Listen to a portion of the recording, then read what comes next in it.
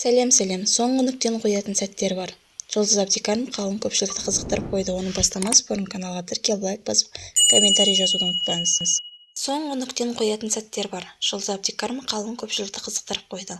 Кейт мен Қайрат Нұртастың әйелі Жұлдыз Әбдікәрімова әлеуметтік желіде видео жүктеп жазба қалдырды. Жұрт жалғыздықты қоштасу туралы жазған актриса мен Қайрат Нұртастың ара қатынасы тағы бұзылды ма деп топшылады. Жолдары бар, жалғыз жүріп өтетін. Сәттер бар, соңғы нүктені қоятын. Жағдайлар бар, қоштасуға тура келетін. Адамдар бар, қайта оралуға болмайтын делінген жазбада.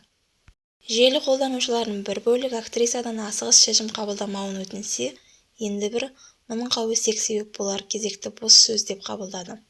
Тағы не болды? Жарасымды жұпсыздар. Бүгін отбасы теңдесі жоқ бақыт. Ақымақ болма.